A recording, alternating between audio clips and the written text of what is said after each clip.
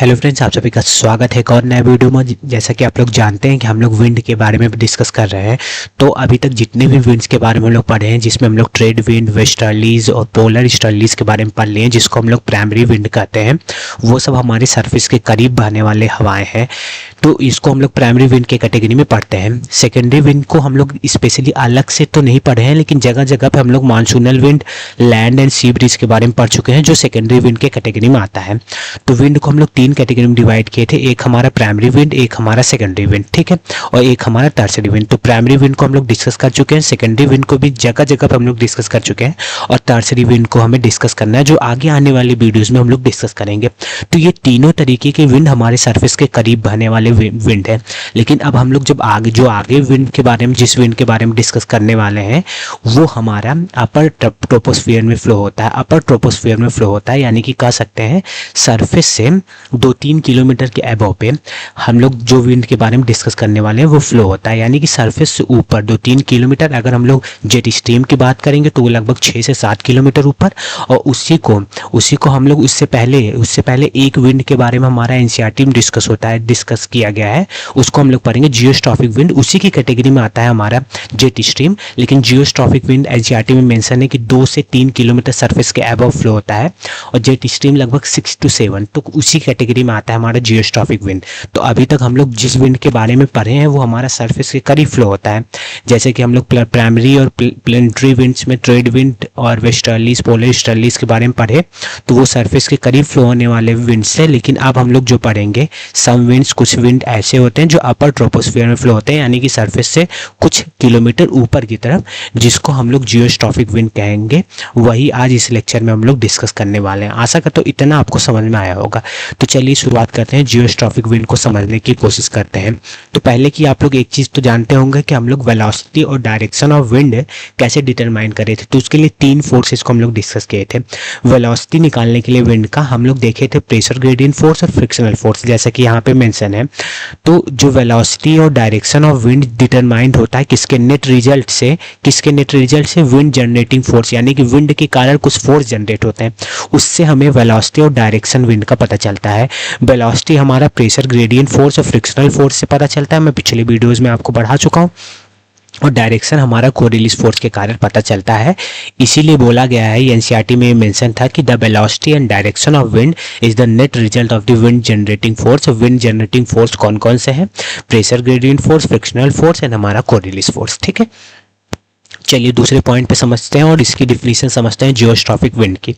तो the wind, ऐसी wind in the upper atmosphere 2 से 3 किलोमीटर अबव द सरफेस जो फ्री है फ्रिक्शनल इफेक्ट से। किसके फ्रिक्शनल इफेक्ट से? सरफेस के, क्योंकि सरफेस के ऊपर फ्लो हो रहा है तो फ्रिक्शनल इफेक्ट से फ्री है।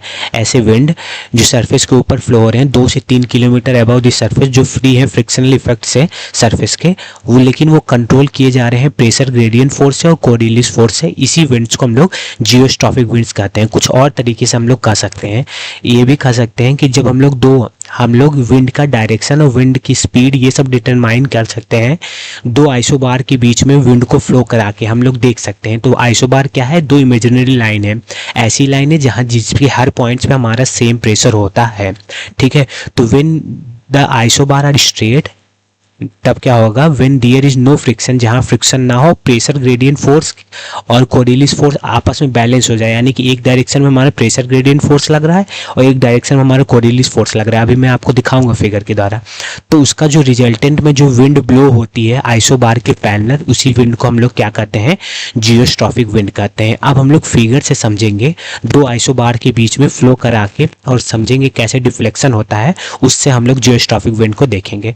तो जियोस्ट्रॉफिक विंड डिफिनीशन के अकॉर्डिंग क्या है कि जब 2 आइसोबार के बीच में विंड का फ्लो होता है और प्रेशर ग्रेडियंट फोर्स और कोरिलेस फोर्स आपस में अपने उसको बैलेंस कर लेती है, एक आगे की डायरेक्शन में लगता है, एक पीछे की डायरेक्शन में, तो विंड हमारा आइसोबार के पैरेलल फ्लो होता है। उसी को हम लोग जियोस्ट्रॉफिक विंड कहते हैं। ये कहाँ फ्लो होता है? अपर एटमॉस्फेयर में, सरफेस से 2 या 3 किलोमीटर ऊपर, ठीक है। तो नॉर्मल कंडीशन यानी कि सरफेस पे फ्लो आने वाली विंड कैसे एक्ट करती हैं, दो प्रेशर ग्रेडियंट्स द्वारा मतलब दो आइसोबार के बीच में। तो ये 1000 मिली बार का प्रेशर है इस आइसोबार पे और इस पे 900 मिली बार का। तो यहाँ से यहाँ प्रेशर ग्रेडियंट फोर्स एक्ट लगता है।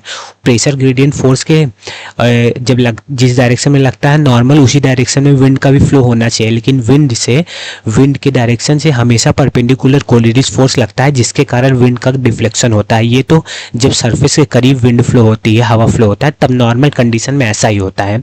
अगर यही डिफ्लेक्शन इस साइड हुआ है राइट साइड में, तो ये नॉर्दर्न हेमिस्फीयर में है, और डिफ्लेक्शन लेफ्ट साइड में हुआ है कोरिलिस फोर्स के कारण, तो ये हमारा सदर्न हेमिस्फीयर में विंड फ्लो कर रहा है। ये सरफेस के करीब वाले विंड है, यानी कि ये नॉर्मल सरफेस के करीब, यानी कि बोल सकते हैं प्राइमरी विंड, सेकेंडरी विंड से ये सब है। नॉर्मल कंडीशन में ऐसा ही होता है, ठीक है। और इससे ये पता चलता है कि हमारा जो सरफेस पे जो है फ्रिक्शन है वो ज़्यादा होता है, मोर होता है। फ्रिक्शन ज़्यादा होने से हमारा जो स्पीड है विंड का वो लेस होता है, यानी कि फ्रिक्शन ज़्यादा होगा तो स्पीड ऑफ विंड कम होगा, स्पीड ऑफ विंड कम होगा तो स्पीड ऑफ विंड और कोरिलिस फोर्स डायरेक्टली प्रोपोर्शनल है। अगर विंड की स्पीड कम होगी तो कोरिलिस फोर्स भी हमारा कम होगा, ठीक है। इससे ये पता चलता है। तो इससे हम कंक्लूड कर सकते हैं ये कि जैसे जैसे हम लोग एटमॉस्फेयर में ऊपर की तरफ जाएंगे, यानी कि अपर ट्रोपोस्फेयर की तरफ जाएंगे, हमारा फ्रिक्शन वहाँ कम होता जाएगा, क्योंकि डेंसिटी जो गैसेस की है वो कम होती रहती है, जिसके कारण वेलोसिटी या स्पीड बोल सकते हैं विंड का ज़्यादा होगा, जिसके कारण कोरिलिस फोर्स ज़्यादा होगा, क्योंकि एक दूसरे के ये डायरेक्टली प्रोपोर्शन है। कोरिलिस फोर्स ज़्यादा होने का मतलब यही है कि डिफ्लेक्शन हमारा ज़्यादा होगा अपर ट्रोपोस्फेयर की हवा पे, यानी कि अपर ट्रोपोस्फेयर में जो हवाएं फ्लो होगी उसका डिफ्लेक्शन ज़्यादा होगा। तो अब हम लोग जियोस्ट्रॉफिक विंड को इसमें वो रिप्रेजेंट करके समझ लेते हैं कि जियोस्ट्रॉफिक विंड क्या क्या जनरेट करता है और कैसे फ्लो करता है अपर ट्रोपोस्फियर में सरफेस से 2 से 3 किलोमीटर ऊपर, ठीक है। तो ये हमारा हुआ 1000 MB मिली बार का, ये हमारा 900 मिली बार का हुआ। तो प्रेशर ग्रेडियंट फोर्स इस तरफ लगता है, जैसे कि मैं आपको बताया हूँ, इसी डायरेक्शन में हमारा विंड का भी फ्लो होना चाहिए था, लेकिन ज़्यादा डिफ्लेक्शन के कारण कोरिलिस फोर्स ज़्यादा होने के कारण विंड इस तरफ डिफ्लेक्ट करता है, कोरिलिस फोर्स नीचे की तरफ इसके परपेंडिकुलर लगता है, और क्योंकि ये अपर ट्रोपोस्फियर में विंड फ्लो हो रहा है, जिसके कारण कोरिलिस फोर्स फिर इस पे अप्लाई होता है और ये फिर थोड़ा सा मोड़ता है विंड को, फिर अप्लाई होता है। तो ये कुछ इस तरह हो जाता है कि आइसोबार के पैरेलल हो जाता है विंड। तो ये कहाँ का कंडीशन है, ये हमारा अपर ट्रोपोस्फियर का कंडीशन है। अपर ट्रोपोस्फियर में कोरिलिस फोर्स ज़्यादा होने के कारण हमारा जो विंड है वो आइसोबार के पैरेलल हो जाता है, और उसके परपेंडिकुलर हमारा वो होता है, क्या होता है, कोरिलिस फोर्स, और उसी के परपेंडिकुलर हमारा होता है प्रेशर ग्रेडियंट फोर्स। और प्रेशर ग्रेडियंट फोर्स और कोरिलिस फोर्स आपस में पैरेलल होता है। ऐसा जब कंडीशन जनरेट होता है तो इसी को हम लोग जियोस्ट्रॉफिक विंड कहते हैं। तो जियोस्ट्रॉफिक विंड किस डायरेक्शन में अपर ट्रोपोस्फियर में फ्लो होता है, वेस्ट से लेके ईस्ट में, तो इसको हम लोग वेस्टर्लीज कह सकते हैं। तो ये सरफेस का वेस्टर्ली नहीं है, ये अपर ट्रोपोस्फियर का वेस्टर्ली है, जिसको हम लोग जियोस्ट्रॉफिक विंड कहते हैं। तो इससे कौन को क्या क्या ऑब्जर्व हमें होता है वो हम लोग देख लेते हैं। इससे ये ऑब्जर्वेशन होता है कि जो हमारा कोरिलिस फोर्स है ये परपेंडिकुलर है किसके, विंड के डायरेक्शन पे, हमेशा ये विंड के डायरेक्शन के परपेंडिकुलर ही लगता है कोरिलिस फोर्स। और इससे ये भी पता चलता है कि जो कोरिलिस फोर्स है ये पैरेलल है प्रेशर ग्रेडियंट फोर्स के पैरेलल कोरिलिस फोर्स लगता है जब जियोस्ट्रॉफिक विंड हमारा अपर ट्रोपोस्फियर में फ्लो करती है। और विंड जो है परपेंडिकुलर है, विंड जो है परपेंडिकुलर एक्ट करता है, परपेंडिकुलर होता है किससे, प्रेशर ग्रेडियंट फोर्स के परपेंडिकुलर विंड फ्लो करता है अपर ट्रोपोस्फियर में या अपर एटमॉस्फेयर में जियोस्ट्रॉफिक विंड के कंडीशन पे। और विंड हमेशा पैरेलल होता है आइसोबार के जब हमारा अपर एटमॉस्फेयर में जियोस्ट्रॉफिक विंड फ्लो करता है वेस्ट टू ईस्ट की तरफ, ठीक है। तो ये हमारा हुआ जियोस्ट्रॉफिक विंड को हम लोग अच्छे से रिप्रेजेंट कर दिए आइसोबार के फॉर्म में। तो अगर वही मैं आपको बताया था कि अगर नॉर्दर्न हेमिस्फीयर में डिफ्लेक्शन किस साइड होगा, राइट साइड, तो राइट साइड होगा तो राइट साइड पैरेलल हो जाएगा किसके, आइसोबार के जियोस्ट्रॉफिक विंड। और हमारा सदर्न हेमिस्फीयर में हमारा डिफ्लेक्शन लेफ्ट साइड होगा तो लेफ्ट साइड पैरेलल हो जाएगा आइसोबार के क्या, हमारा जियोस्ट्रॉफिक विंड। तो ये हमारा नॉर्दर्न हेमिस्फीयर का जियोस्ट्रॉफिक विंड है और ये हमारा सदर्न हेमिस्फीयर का जियोस्ट्रॉफिक विंड है, ठीक है। तो आशा करता हूँ कि वीडियो आपको अच्छा लगा होगा और जियोस्ट्रॉफिक विंड के बारे में सब कुछ क्लियर हुआ होगा। तो कमेंट करके जरूर बताइएगा और बताइएगा कि जियोस्ट्रॉफिक विंड आपको समझ में आया कि नहीं, और वीडियो को लाइक या चैनल को सब्सक्राइब जरूर करिएगा। धन्यवाद।